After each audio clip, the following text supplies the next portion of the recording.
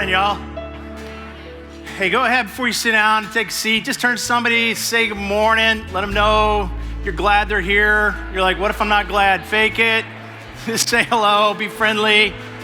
Good morning, Jesse. Weren't you here first service? You can't get enough?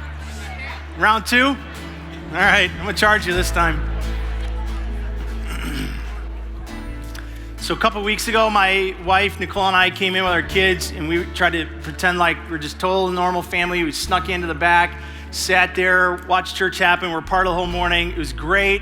It was one of those mornings, though, where we had 1,000 things going on around here, which is awesome, because this is just a wild campus, wild church. There's so many different things happening, so many different experiences to do what we sang about, to get involved and experience God running after you. But I sat over there while Sam was going through the announcements, and he had like this enormous list. And probably like 30 seconds in, my ADD couldn't hang with him. I was like gone. I'm like, I can't pay attention. My wife is elbowing me. She's like, pay attention. I'm like, what am I, 5? I don't have to pay attention. I'm like back in church as a kid again. So I told myself, I will never stand up here and do like a giant list of announcements because nobody wants to hear that. Well, guess what? Today I have a giant list of things to tell you about that are going on. So I thought I'm gonna change it up. Instead of you listening to me up here, I'm gonna join a front row family. Can I join your family today? Like, oh gosh, what's he gonna do? My friend Seth literally stopped sitting up front because I pick on him too much. This morning, first service, he was like 3 rows back. I was like, what are you doing? So you guys are getting picked on today. So I'm gonna tell you about all the things that are going on, and everybody else can just listen in, be a part of the moment. So, sound good? We have a women's brunch coming up. It's an Advent women's brunch. I don't know if you knew about that. Would love to invite you to it. Sorry, you're not invited to that. Neither are the two of you. I guess you can come if you want, but you'll be exited out the door. It's weird. I would say this. It's one of the coolest things I think we do. Wouldn't know personally, but I've heard all about it. And this year, we happen to have a super special guest speaker. Any guesses? Very good, very good. You beat me to being able to use my "It's the most beautiful woman at Orion" line. Dang it, she's here too. She's the most beautiful woman at Orion. Now do you know? Okay, you know, good. So you can sign up right there online, be a part of that. It's gonna be an awesome morning. All right, I gotta do this for a minute because all my cheat screen is back there. So, oh yeah, next week, this is a super good one, baptisms. I don't know if you guys knew this. We have baptisms coming up next Sunday. You guys are like, we're never sitting in the front row again either. So you can get signed up for baptisms up here. For those of you that have thought about baptism but not done it yet, it is not a time to get into these waters because, hey, we've got everything figured out, my life is perfect. It's a time to get into the waters to say, he's got everything figured out, Jesus is perfect, he loves me, and I'm gonna follow after him, even as I stumble along the way. So it's one of the best things that we do. We'd love to have you guys, if you've not been baptized yet, make that the weekend that you do it. All right, gonna turn back, here we go. Surviving the holidays. Anybody know this, that holidays can be a little stressful? Do you guys is your family, is it super chill? It is? Oh man, I'm coming to your family. Oh, your son just said extended? Extended family. Yeah, mine extended and non-extended, super nuts, yeah. So some of you, maybe you're like, I don't know how I'm gonna get through the holidays. And maybe it's not just like the family crazy. Like holidays bring up a lot of painful memories, times that we can't get back. So one of the things our care ministry does is we put on a holiday kind of survival course that we do right here at this campus. It's an all-campus thing, but I think it has really served a lot of people over the years to figure out how do we navigate what is an incredible time of year, but also for some of us a really difficult and challenging time. All right, what else do we got? Christmas tree lighting. So that's gonna be our midweek service. That's gonna be the first Wednesday of the month in December, so December 7th. Gonna be a little different than we've done. I don't know, have you guys been to one before? So this year we're gonna actually be in here for a little bit of it instead of just all outside, but it will end up outside on our new green space. So we get to stand on the grass this year, outdoors. We've got a tree that we specifically put in for the lighting. It's gonna be awesome. We're gonna wrap that thing with so many lights, they're gonna see it in Clinton Township. So if you guys have not come to one of those yet, anybody in here, that's gonna be an awesome night. It's just gonna kick off the holiday season. So be in here for that with us. Let me see, am I missing anything else? Am I missing anything? What do you think? Did I hit the list? Tree lighting, Christmas Advent, got that. And, oh, Thanksgiving back to, way to go. See, that's why I said you are my row family announcement family. Thanksgiving baskets. Again, one of the coolest things that we do here, thanks for letting me crash your family for a little bit.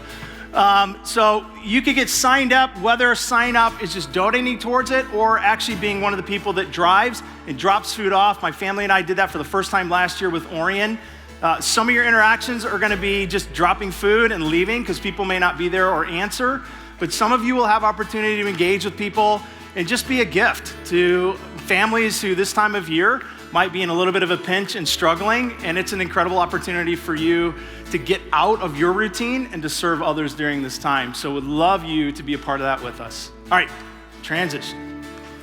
One of the things that we do this time every year is we take kind of a pause in the services, so we'll do that from now through the end of the year, to just acknowledge the different ways that God is using us as a community, and not just here at Orion, but across campuses, to be able to be the hands and feet of Jesus, to be the movement of the kingdom of God. And there's so many different ways that we're just gonna celebrate, we're gonna acknowledge, we're gonna lean into as a way to just say, thank you, God, for what you've used us to do, and anticipate the next year what he's gonna use us to do. One of the things that we do here is our grief care. It's our grief recovery, and it's all underneath our care ministries. And so we're gonna show you a video of an Orion family who just a few years ago went through a horrible tragedy, and see the way that what we're able to create as a community through our efforts, our passion, our giving, created a resource and a ministry that really stepped in at a critical time of their lives. So check it out. Well, hello, Kensington, and hello, Sam. Hey. We're excited to come to you We are. Right before Thanksgiving, actually. I know. Although you can see we got the Christmas vibe going already. So here's my question for you. Do you give Thanksgiving its proper due, or do you go from Halloween straight to Christmas? I'm a total Thanksgiving guy. I love to take the time to get family around the table, enjoy a good meal. Absolutely. That's our house, too. Watch the Lions lose. You know? I mean, it's tragic, but yes, yes, it happens. So anyhow, we're excited to share with you today a story right from our own community here. Church is so much more than what we do on Sundays. It's easy to define it about the weekend gatherings, but the reality is that the actual work of the body of Christ is found in 7 days a week as we just do life together. It's true. And all of that stuff is made possible. Our care ministries are all the things that we have going on here at Kensington, whether it be local or regional or global, is only made possible because of your generosity, your consistent partnership on mission. And we just want to thank you guys for that. And so right now we want to introduce you to Matt and Emily, who were able to access the resources that we provided through our care ministries to walk with them through a challenging time in life.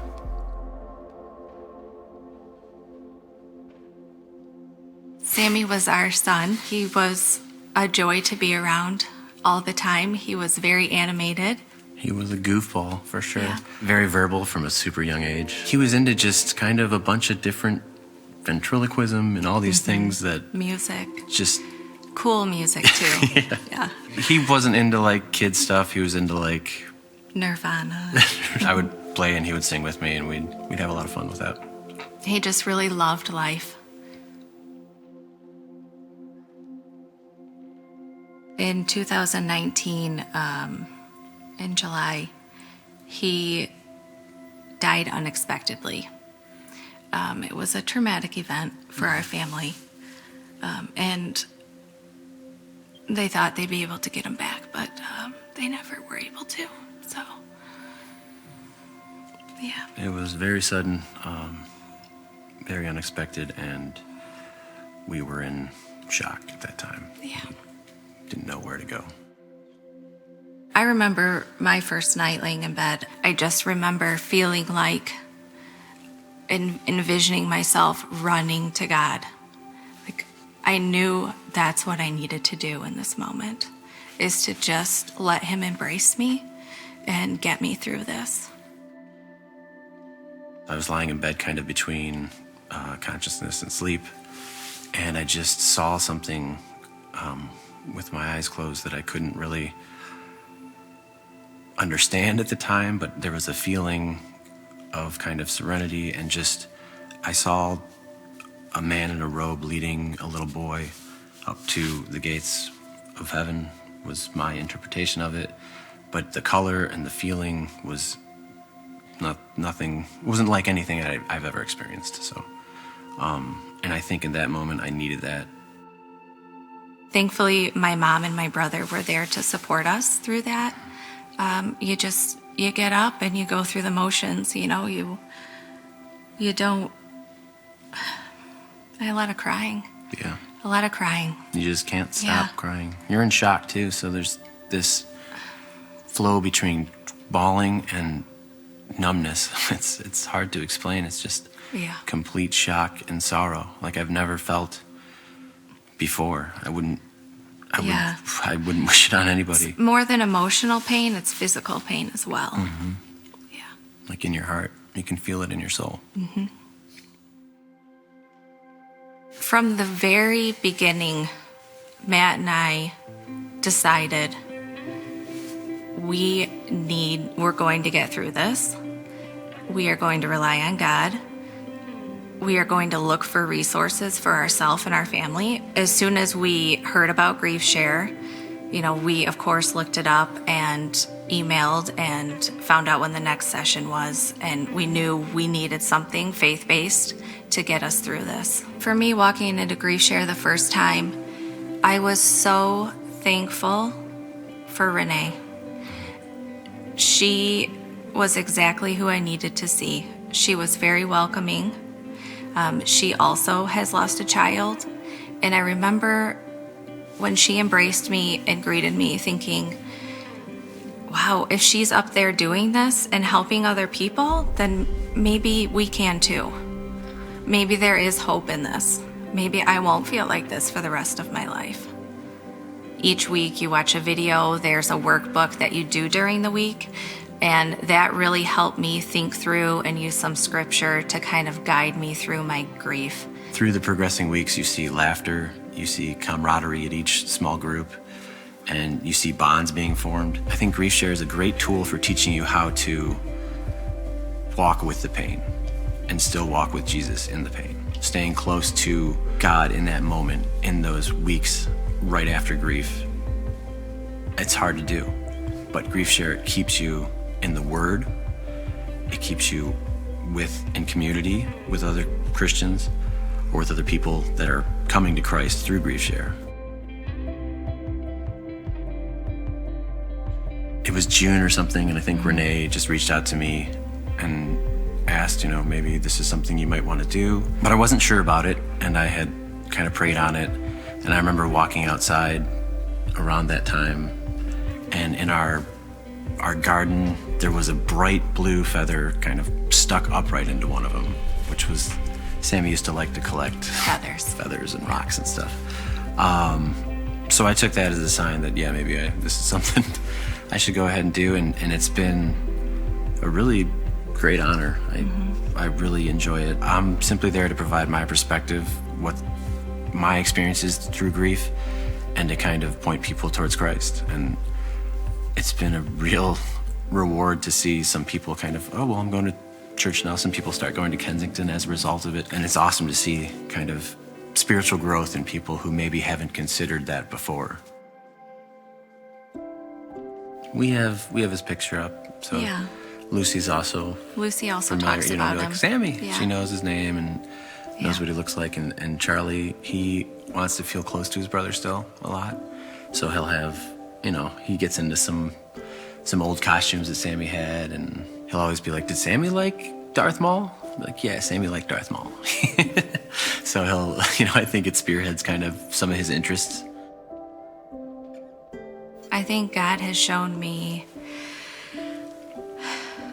that I need him to get through this. Also, how strong our family is to get through this. He's still here for us. Even in the darkest time of our life, he never left. He was always there for us. Yeah. And he's shown us how we can use our pain to help other people. It's impossible to walk the earth for any number of years without experiencing a lot of pain. But we can rely on Jesus because he has overcome this world. Yeah.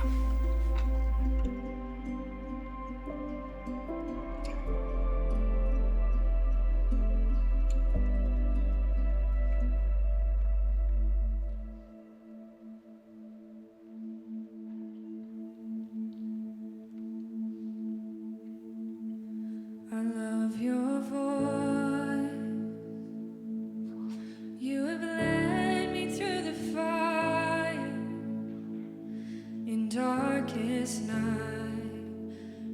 close like no other. I've known you as a father. I've known you as a friend, and I have lived in the goodness of God. And all my life you have been faithful.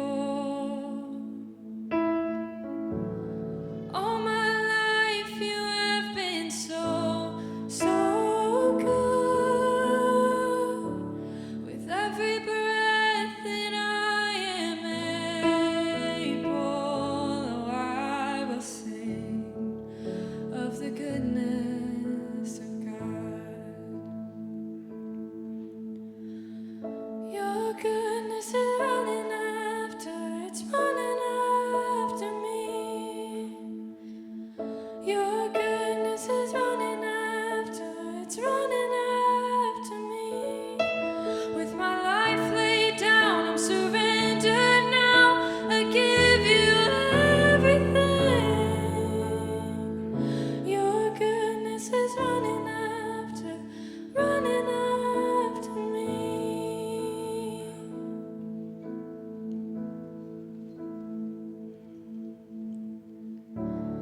All my life you have been faithful.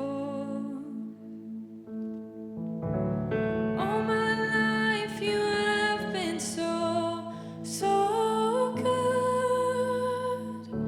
With every breath that I am able, I will sing of the goodness of God.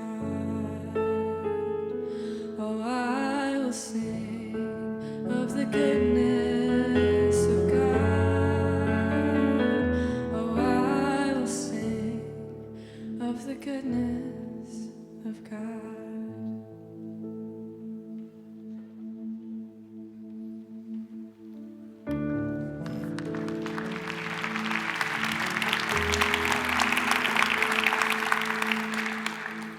I've heard her do that a couple times today.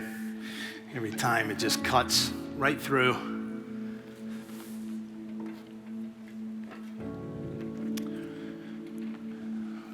I've believed for a long time that whether it's stories like the Hines or my own brother and sister-in-law that buried their son a few years ago, or a friend of mine that sat in the service just an hour earlier before you, they were here at 9 o'clock, in the last few years buried their daughter, that there's a credibility that somebody speaks with that has lost a child and still can speak about the goodness of God that I don't know that the rest of us have.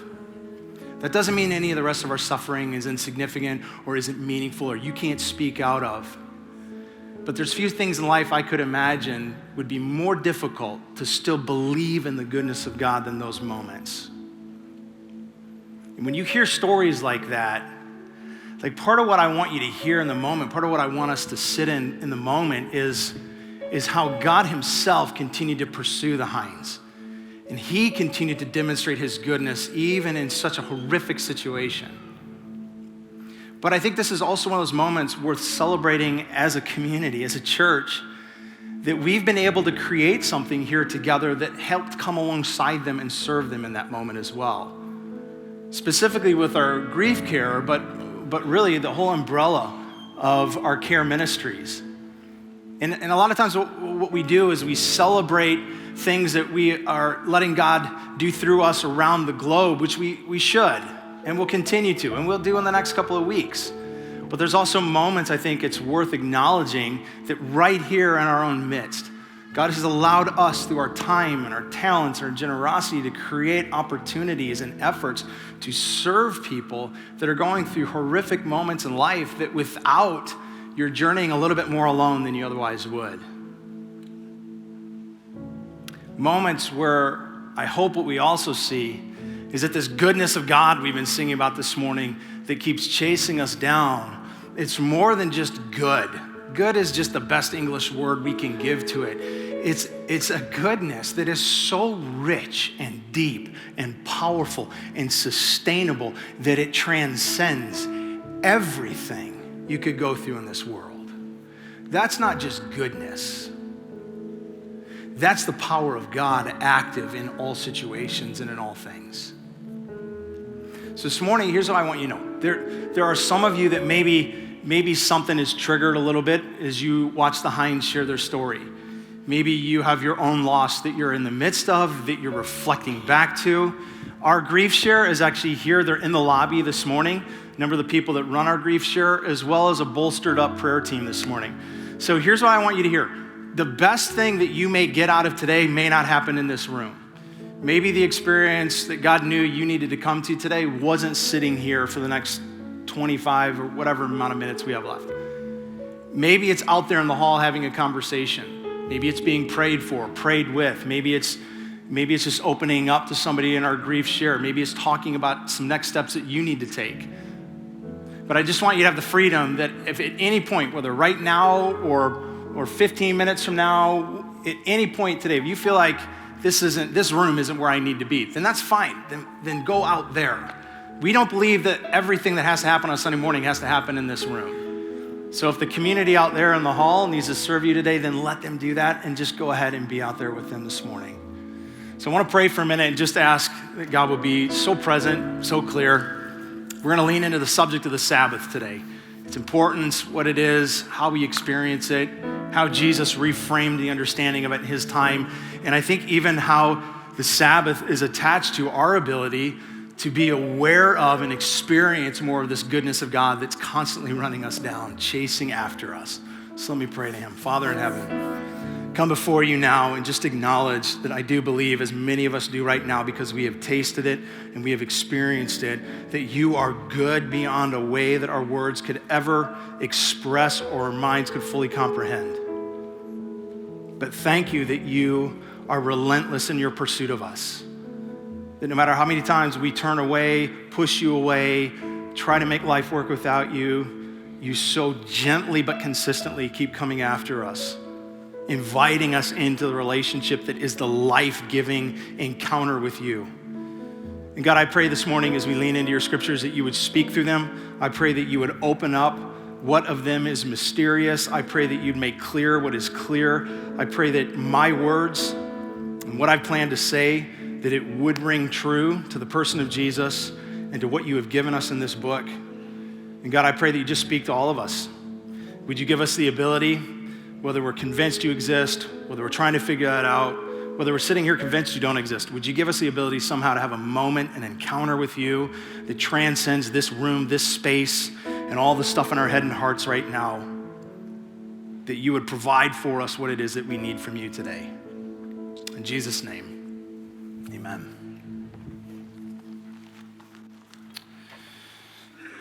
So one of the things we're going to do as a community before we go further is just want to take a pause and kind of receive up our offering today. And I think we've said a lot about giving and what it does here. So I just want to thank you more than anything else for those of you that are part of this moment. Our team's going to come down that's going to receive up our offering.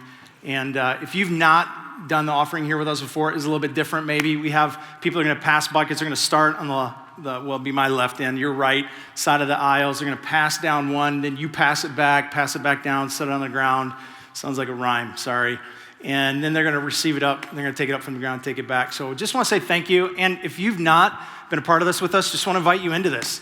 I really believe this, not just because I'm on staff. I really believe this is one of the best things that my family and I get to do with some of our money, is to offer it back to the Lord and see what he does with it and how he multiplies its impact. So appreciate y'all being a part of that. Okay, Sabbath. Y'all ready? Yeah? Okay, so I'm gonna look at the four of you that are with me and ready. Here we go. How many of you, think back to last week was daylight savings. How many of you are always aware of daylight savings? Versus how many of you, like daylight savings seems to catch you off guard every time? You're like, whoa, that's today? Like anybody have a moment last week on Saturday where you're like, wait, what? It's daylight savings? I get an extra hour of sleep? And you got like super excited. Anybody like catch you off guard and you got super thrilled? All right. How many of you then just stayed up an extra hour and wasted it? Right? That's what most of us did, to be honest. How many of you, like thinking of daylight savings time, how many of you could have used an extra hour last night? How many of you are like, hey, can we just do the daylight savings thing again, man? How many of you, play along with me, how many of you are going home today and you will be having the best Sunday afternoon nap ever? This is the best day to Sunday afternoon nap, right? Well, I guess that's the only day you can Sunday afternoon nap. But how many of you are in general just like, dude, I could just use sleep in general more often. Like, that's just me, right? How many of you are wondering why in the heck I'm carrying a pillow? You're like, because this is my pillow, and I'm curious. Keep this clean, PG. How many of you fantasize about this? Well, not this. This is mine. That'd be super weird. Not this. How many of you dream about your own pillow? Like who has a moment during your day where your best moment is, oh, I can't wait to lay my head down. Like you think about crashing on your pillow and you get like super excited. Like you just have a moment to yourself. Like anybody? Like I have moments where I literally throughout the day, I'm just like, I can't wait to go to bed tonight, which is super weird because most of your growing up, it's like you hate going to bed. Now you can't wait to go to bed. It's like your whole childhood reverses, right? Like a good night now is when I come home early, nobody wants to do anything, and I get to go to bed at a decent hour. Like everything that was not a good time when I was growing up, right? But it just switches, and now it's like, I can't wait to go to bed. But I'm curious if any of you are also pillow snobs like I am. Like I can't go anywhere without my pillow. Went to Kenya, Africa last year to visit some of our partners over there, took my pillow. Everywhere I go, doesn't matter, 5-star hotel, take my pillow. The thought of laying my head where somebody else has been drooling night after night, I can't, like my wife, Nicole, she's like totally good with it. And I don't know why. Like she does not bring a pillow anywhere. We go to hotels and she's just like, I'm like, babe, somebody has slept on that. I think that's a stain. She's like, you're so weird. I'm like, and you're nasty. Why did I say I do? Like, you're gross. Like, I have to have my pillow. Thankfully, when you look at the scriptures in the beginning of everything that is our story, God didn't just be aware that you and I would need sleep and rest. He actually instituted it into the very design of who you and I are.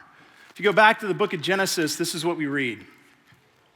Chapter 1, going into chapter 2, says, and then God saw all that he had made, and it was good. It was very good. There was evening and there was morning. It was the 6th day. And thus the heavens and the earth were completed in all of their vast array. But by the 7th day that God had finished his work, on the 7th day he rested from his work. And then God blessed the 7th day and made it holy, because on it he rested from all of the work of creating that he had done. Now this is God.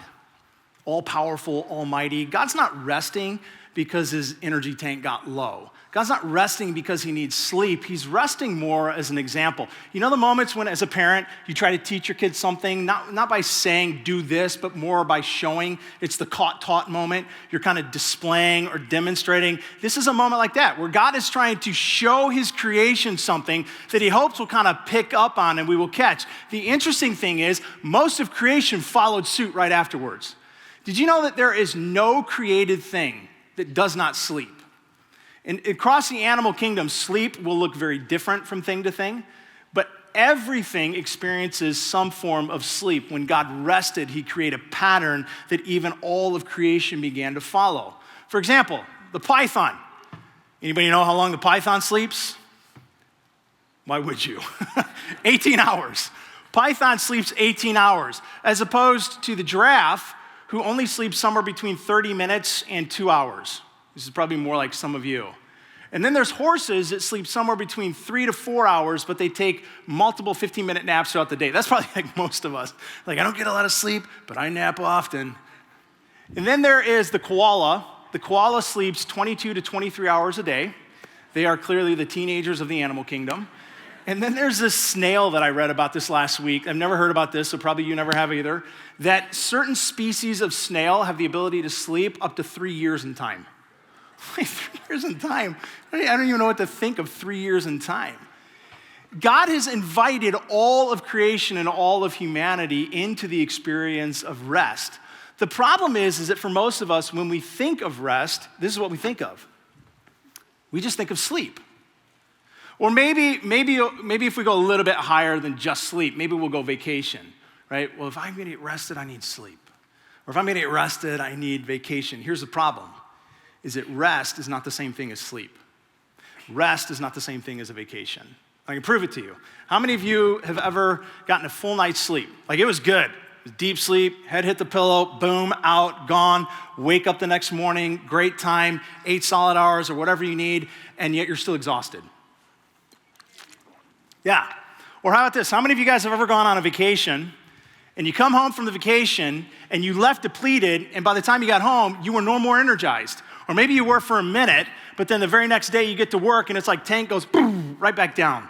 Or you just get home and immediately you're like, man, I do not feel like I recharged at all. Anybody? Or how many times has maybe this one happened? You've been in connection to something or someone, maybe it's a job or a relationship that just felt like it was depleting your soul. And you told yourself that. It's just this relation, I gotta get out of it. It's just taking everything out of me, it's draining me. Ugh. Or it's the job, I gotta change jobs, it just sucks everything out of my soul, it's killing me. And then you get away from it, you get a new job, you end the relationship, get a new relationship, and you start to realize the meter's not going up. Even though you got away from what you thought was depleting your soul, nothing seems to be changing. The reason is, sleep is not the same thing as rest. Matter of fact, if you feel any of that, you're not alone. I was reading several articles right now. It's actually alarming if you just look up the exhaustion rate of Americans right now. It's pretty alarming the amount of articles that you find, most of which conclude that as a society, we are more exhausted than we have ever been in our history. So in one article I read, it said a couple of things I thought were significant, like around 3 out of 5 US adults say right now that they feel more tired than they have ever been in their lives. Researchers from a marketing company, OnePoll, surveyed 2,000 adults to learn their energy levels, as well as the accompanying side effects. 58% of the respondents said that they feel unfocused or disjointed, and taking a nap isn't a viable solution. More than half of the respondents said no amount of rest or sleep helps them focus, while slightly more than 50%, 56 to be exact, believe that poor sleep schedules have led to low energy levels. And then just a couple bullet points. 69% of respondents said that working from home has completely disrupted their sleep schedule. Too much screen time, reported by 46% of people, and a lack of regular routine, 41% of people, cited that the causes of prolonged feelings of exhaustion were the result. And then the last one, which I thought was interesting, and I would agree with, I wonder how many of you would, show of hands. 3 out of 5 respondents said video conferences are more draining than in-person meetings. Yeah, some of you like your screens, okay.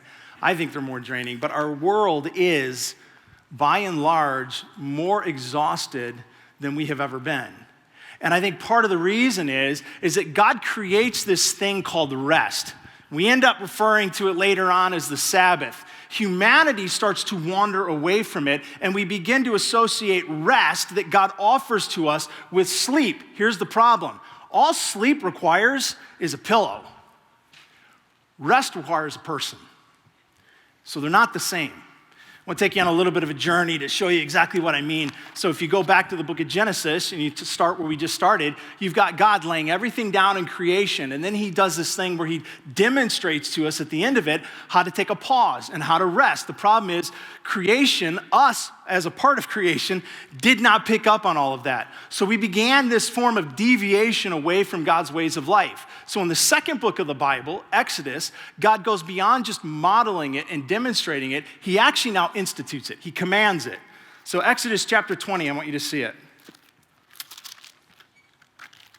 Book of Exodus, this is what God says as a part of the 10 Commandments. This is the 4th of the 10. Remember the Sabbath day by keeping it holy. 6 days you shall labor and do all of your work. But the 7th day is a Sabbath. It is to the Lord your God. And on it you shall not do any work, neither you, nor your sons or daughters, nor your male or female servants, nor your animals, nor any foreigner residing in your towns.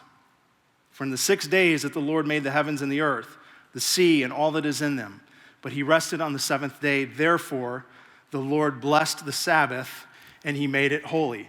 So this is one of, obviously, the 10 Commandments, as I just said. It's the 4th. Here's what's interesting about the 10 Commandments, is these are ways that God has orchestrated life to work, where he says, listen, I'm God, I know, I'm the designer, this is how it works best. So he offers that up to us, he invites us into it, he lays them down as instructions. This is the one of all of them, although they all, I think, equally appeal to a part of the design and how we're made to enrich life. This is the one that we neglect the easiest and just throw it off. It's rest. It's Sabbath. It's getting your margin in. It's like, I'm too busy for that. Like, how many of you on a regular basis just refer to your life as a busy season? Like, I'm pretty sure Nicole and I have been calling our lives a busy season for like 22 years now. It's like, it's a busy season. I'm like, when is the busy season gonna ever end? So could you imagine if we just blew off any of the other instructions of God under a similar kind of just ease of dismissal? Like, stealing is on the list. Imagine if we just all of a sudden started thieving everything we wanted, and somebody's like, dude, you're not supposed to steal. And you're like, listen, I'm just in a really needy season. Just got a lot of needs. It's not gonna always be this way, but I'm just really needy right now. Or murder, that's on the list. You're like, I'm just in a really angry season. I know, but you killed your neighbor. I know, I'm just in a really angry season. It'll pass. And I'll get back to the real me at some point. Like, it's ridiculous. But when it comes to this aspect of margin that creates space, that creates Sabbath, it's like, I just got a lot going on. And so part of what happened during Jesus' life is the religious leaders, I think even realizing intuitively, like, hey, this one's gonna be really easy to blow off, they decided to try to regulate the Sabbath with an obscene amount of rules of things that you could and could not do on the Sabbath. So they had all this list of stuff in multiple categories that constituted work. Things that you couldn't do because you can't work on the Sabbath, because the idea is if you're not working, you must be what? Resting, yeah. And so some of them were just bizarre. It would literally take more work to not do them than work to do them. Like, you cannot pick anything up. Okay. Like, what happens on a Sunday morning if I'm just like, dang it, what do I do now? Like, I'm breaking the Sabbath.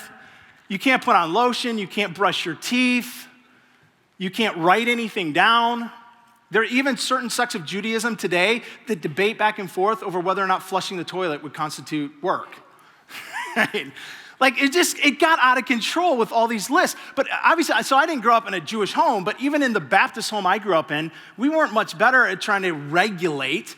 So what we would do is just kind of a blanket rule. You can't do anything. Like, what do you mean by anything? Anything. It's like, just can't do nothing. And you couldn't do anything that required other people to do things. I remember the pastor like scolding us if you went out to eat on Sundays because it required other people to have to work, and thus they were breaking the Sabbath. It was weird.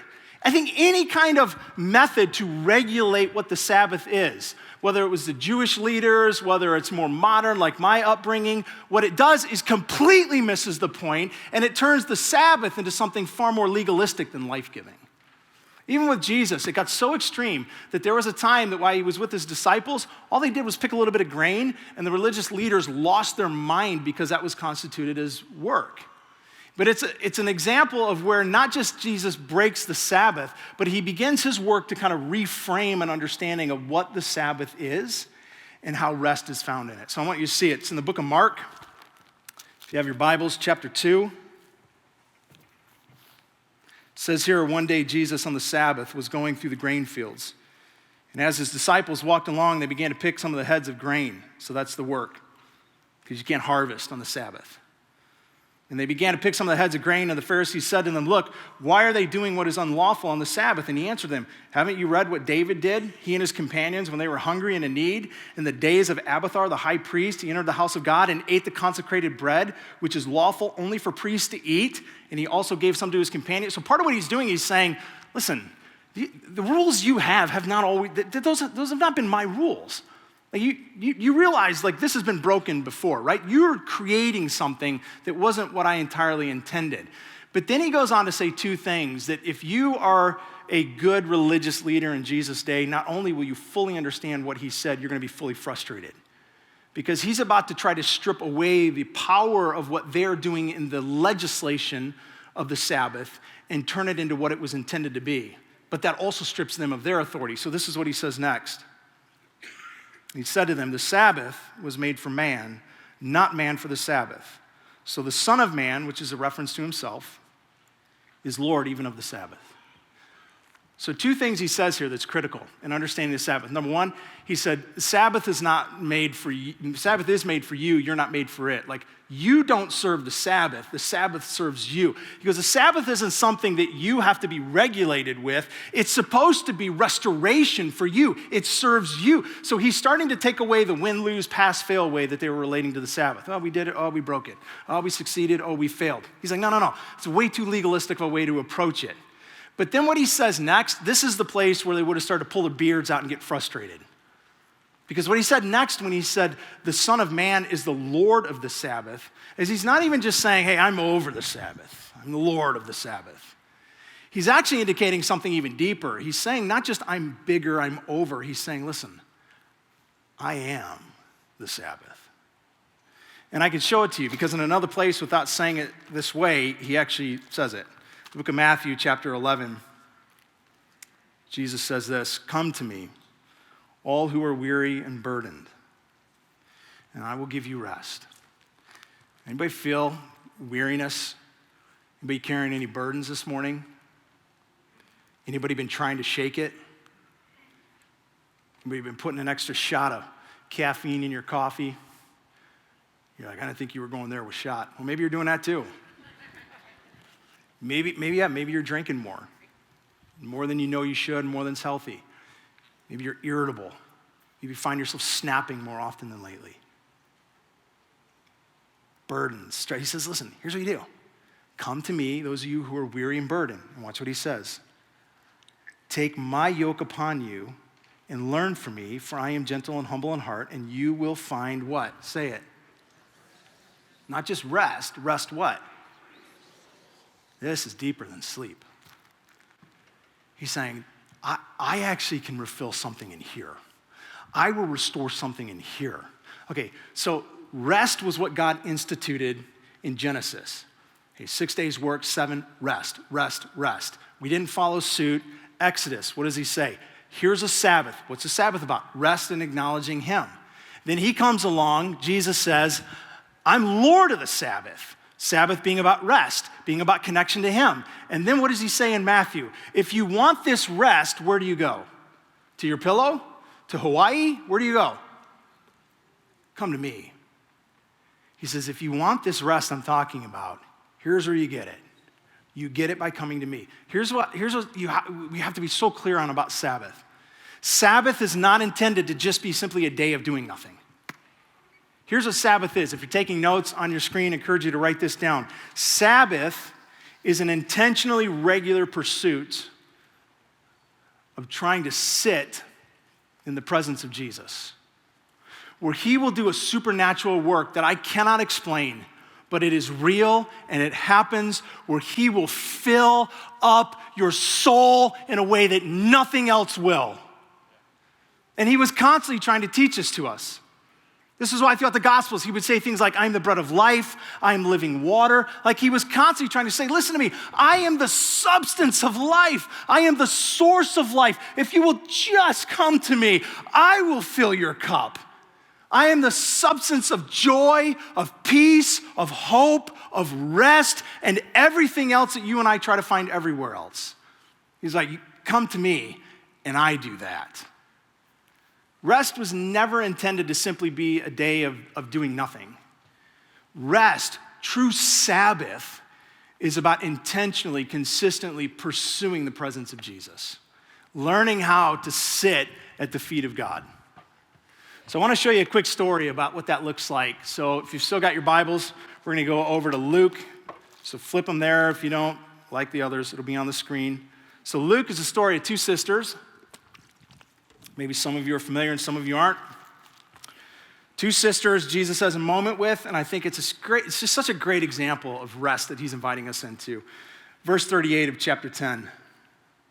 And Jesus came to his disciples because they were on their way to a village where a woman named Martha had opened her home to him. And she had a sister called Mary who sat at the Lord's feet listening to what he said. But Martha was distracted by all the preparations that had to be made. And so she came to him and she asked, Lord, don't you care that my sister has left me to do all the work by myself? So tell her to help me. Martha, Martha, the Lord replied, you are worried and upset about many things, but few things are needed, or indeed only one. And Mary has chosen what is better, and it will not be taken away from her. So you've got a story with these two sisters, friends of Jesus. Martha opens up the home. So here's what's interesting. Martha's making the invitation. Martha's the one who initiates the invitation for Jesus to come over, and then he shows up, and what does she do? Everything but sit with Jesus. Everything but spend time with the host of honor. She's busy doing all these other activities, which, mind you, are activities that are necessary largely because he's there. Like if there's no Jesus in the house, there's no work to be done. But he's over, there's a guest, and so she's busy, and she's busy taking care of everything. And as she does, several things are happening that happen to you and I when we're busy. She's starting to get ruffled, she's running, she's frantic. I think that's part of what's happening when Jesus says to go, Martha, Martha. I don't think this is like a shaming thing, like Martha, Martha.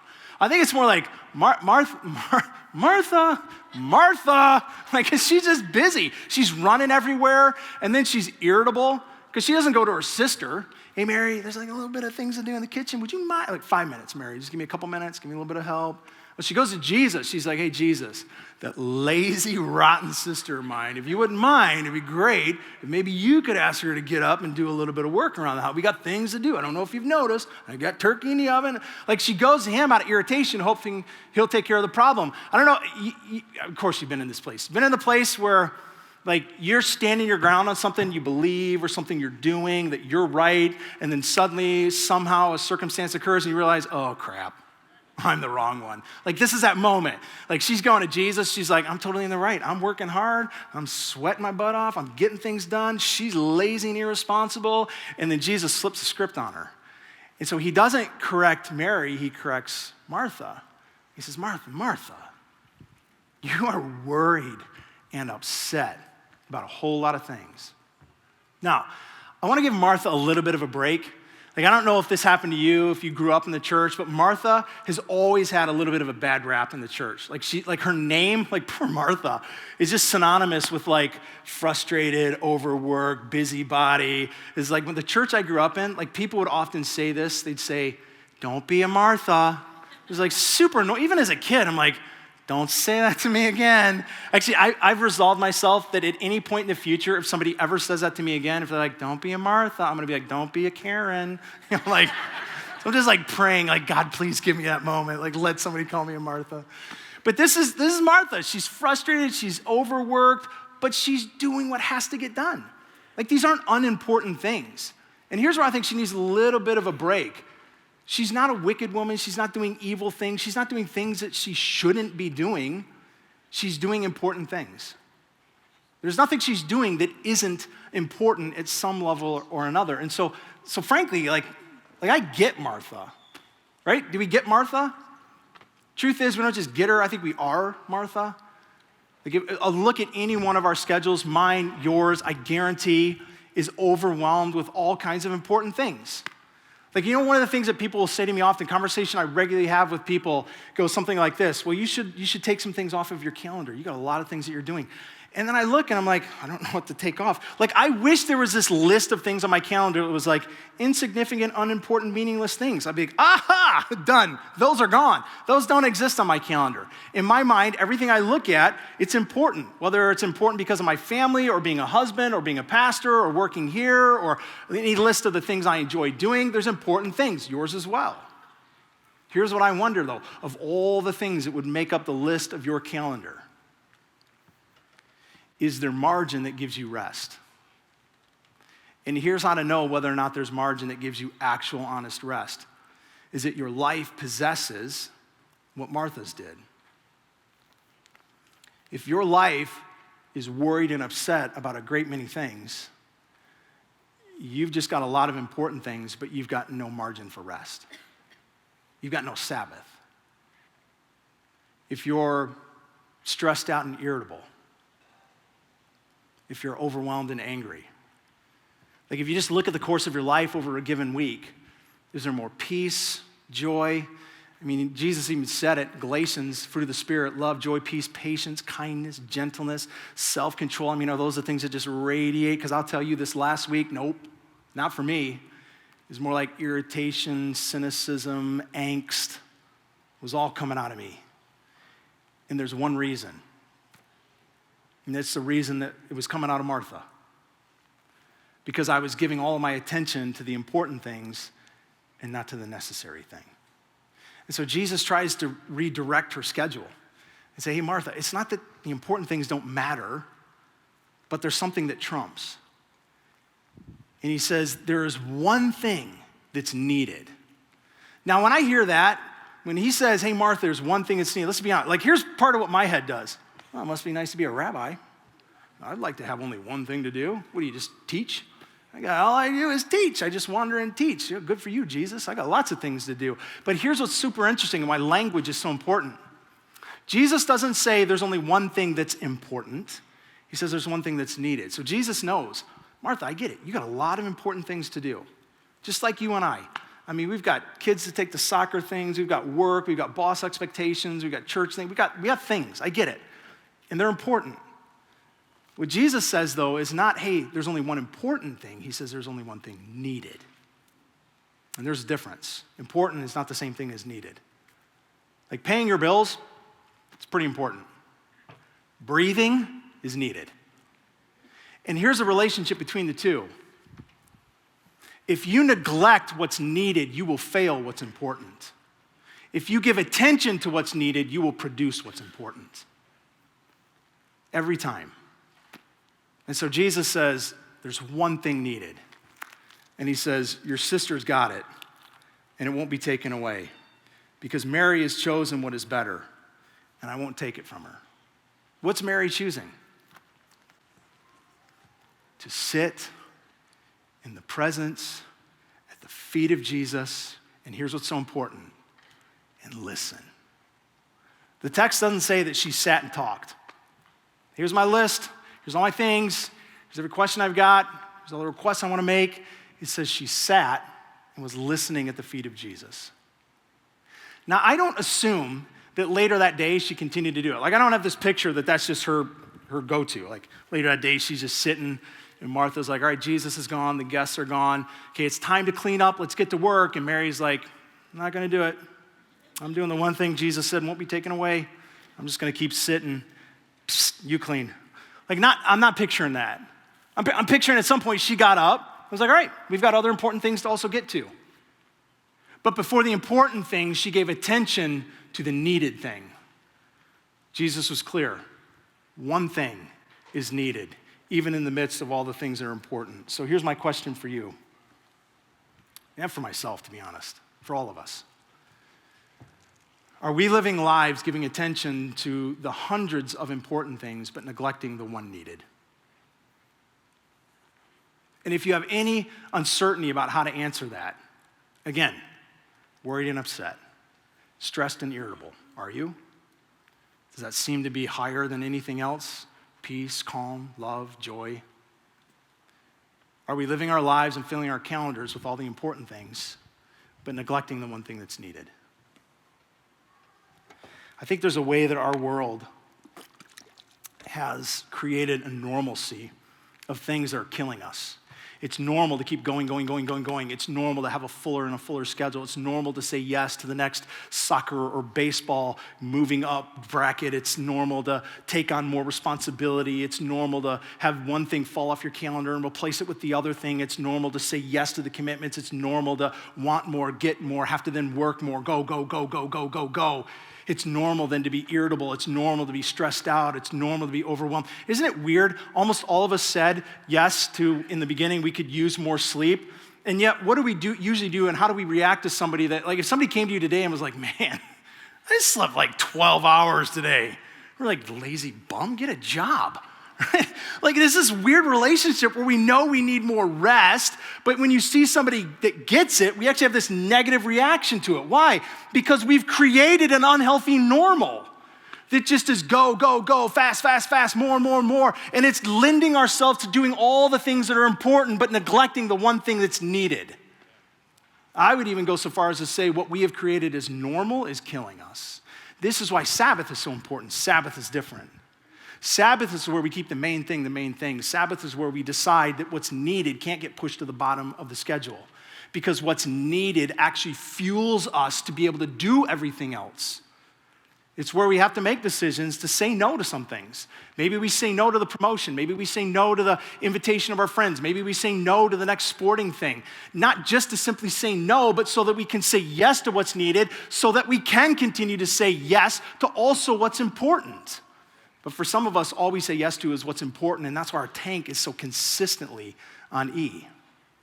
And please hear me too. I think hopefully you know me well enough by now if you've been here regularly to know this. I'm not saying you go turn into some weird religious person where like you go live in a cave and you just hum for the rest of your life, minimize everything and just get rid of it. No, Jesus knows, God knows. You have jobs, you have kids events you've got to get to, you have commitments at work. Like we've got stuff to do. You got things around the house that always break and need to be fixed. Like we have important things in our life that need to get taken care of. God's not asking us to be bizarre people, but I am begging I'm begging us this morning, please, if you have not, we must find space and place to create the margin, to the opportunity to sit at the feet of Jesus, who does this supernatural work of refilling our souls that nothing else can do. He gives a rest that nothing else will. So I want to be a little bit practical as I bring it to a close here, because if it's me sitting out here today, I'm like, great, go sit at the feet of Jesus. What does that mean? Like, how do you sit at the feet of Jesus? Be super great, would love it. Even had a moment this last week, if I'm honest, was raking the leaves and was like, God, it's really frustrating sometimes I can't just see you. Like it just would be so much easier sometimes if he's just here, visible, boom, touch you. So we have to figure out, how do we, for a God who has said, not yet, you're not going to see me that way yet, how do we sit in his feet? How do we sit in his presence? How do we absorb what is this Sabbath rest that's only found with him? So a couple things I think we have to do. Number one is we've got to learn to distinguish his voice from all the other voices that happen when we try to get quiet. There's no way to experience the presence of God in him talking to us. Remember, that's what Mary was doing. She was sitting at the feet of Jesus, listening to him. There's no way to get quiet enough to hear God's voice that doesn't then activate all kinds of other voices in your head. You know what I mean? It's like when it gets quiet out here, it gets loud in here. You know what I mean? And it's like maybe it's your own voice. Maybe it's a voice of busyness. Maybe it's a voice of self-loathing. Maybe it's a voice of criticism. Maybe it's a voice of the past. Maybe it's a voice of whatever it is. And all of a sudden, it's like, it just gets noisy up in here. And how do you hear the voice of God in the midst of all of that? Because I will tell you what, oftentimes I think what we think might be the voice of God is more our own voice. Or it's just a condemning voice of someone else or something else or some old experience. So how do we hear his voice? Well, this next week, I'm going to sit in a tree for several days on end, trying to listen to different noises in the woods. And I've probably been hunting now for about 30 years. But every single year, without fail, I always think that the biggest buck of my life is plowing through the woods. And I'm like, glory, here it comes. Whoop, whoop, and it's a squirrel. Every time. I don't know how the deer do it. 300-pound animals can walk through the woods on nothing but crunchy leaves and make no noise, but a little squirrel can run through and it sounds like a Volkswagen with all 4 tires blown out. May have put down a couple of them noisy squirrels over time. They were evil, they deserved it.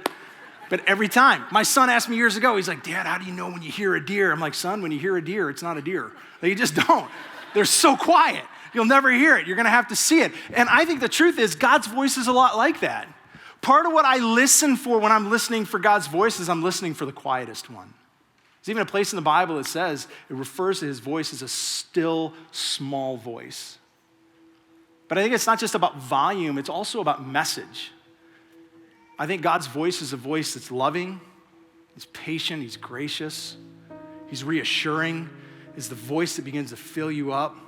It's not the voice that's condemning, hateful, sarcastic, self-loathing. Even when God's voice is correctional, it's still gentle. It's like a parent putting their arm around you in a tender moment and going, hey, can we just have a talk? Can we get this out and talk about it? Like, that's his voice. But part of sitting in the presence of Jesus is you've got to realize there's a lot of voices that are going to compete for your heart and mind, and you got to listen intently for the one that's his.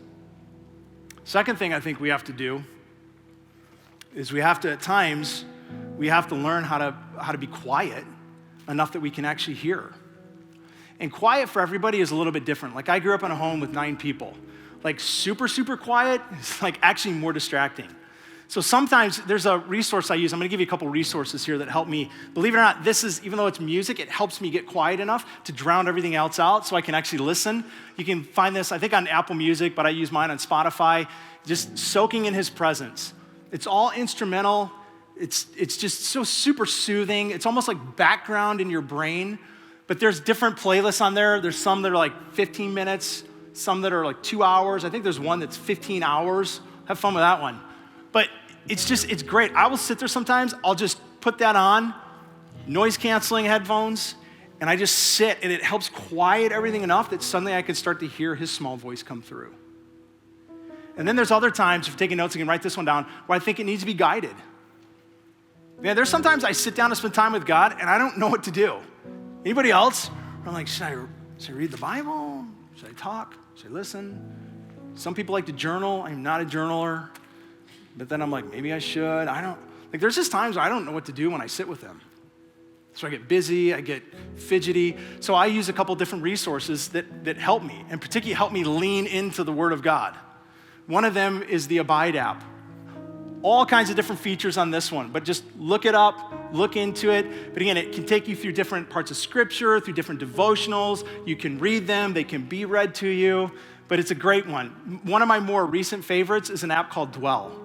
Now this one is super cool because it literally just reads the Bible to you, but you can pick all these different ways that you want it read, different voices, different musical background. So lately my go-to, there's one, it's an African voice. His name's Felix, and I set it to an ambient music background. I don't know why, but ever since I went to Kenya, there's just something calming to me about the African accent. So dude, I just sit there and like Felix just reads the Bible to me. I was talking to Chris about it earlier. Chris is like, I could just listen to Leviticus all day with Felix's voice. If you don't know, Leviticus is probably like the most boring book in the Bible. It's like all law, and so it's like, how do we get through Leviticus? But this is like Felix, you set him on ambient and just listen, and it's like, wow. It helps guide by speaking the word of God over you and bringing you into a place and a presence. And then lastly, I would just say this, it needs to be focused. Psalm 46:10 says, be still and know that I am God. There is a knowing of God that only happens when you are still with God. And for some of you, getting still might mean a little bit of motion. Like I can't, if I'm just like totally still, like still, I'm too ADD. I have to do something. So maybe, I'm not saying it has to be like, don't move, freeze, pause. Like maybe it's a simple walk, but it creates a pause and a stillness within you. But here's what I mean when I say focused and still. It can't be doing 30 things at one time. It can't be, I'm a great multitasker. Oh, not really.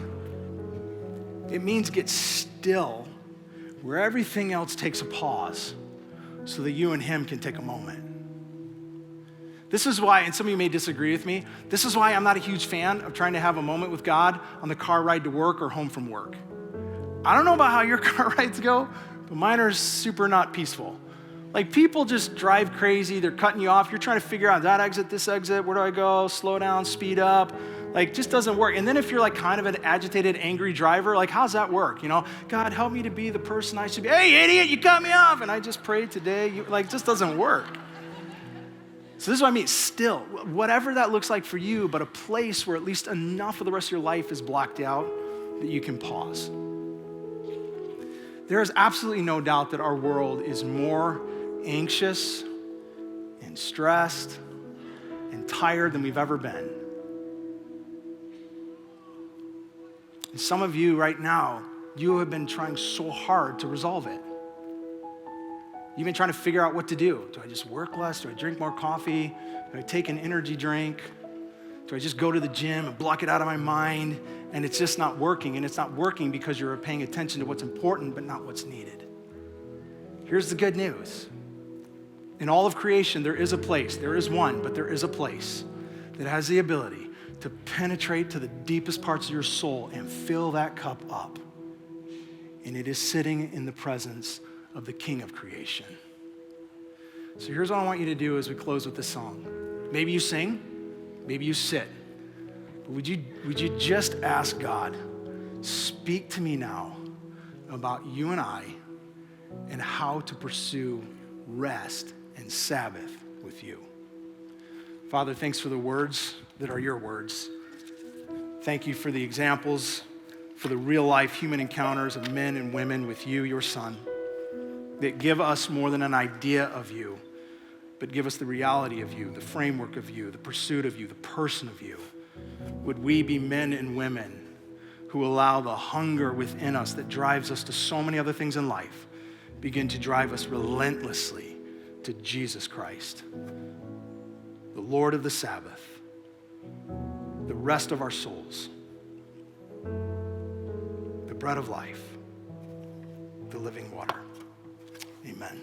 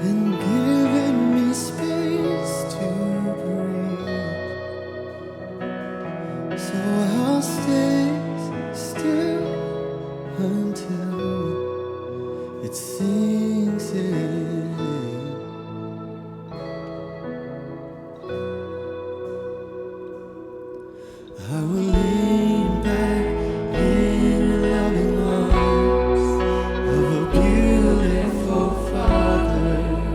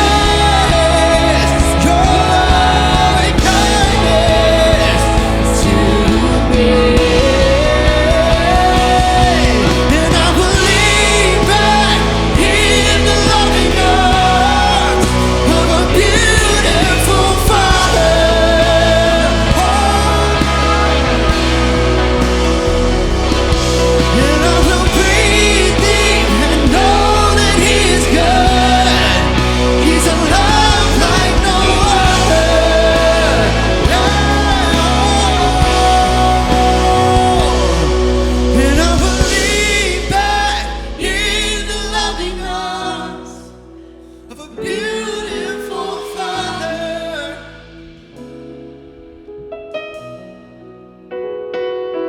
And I will breathe deep and know that He's good. He's a love like no other.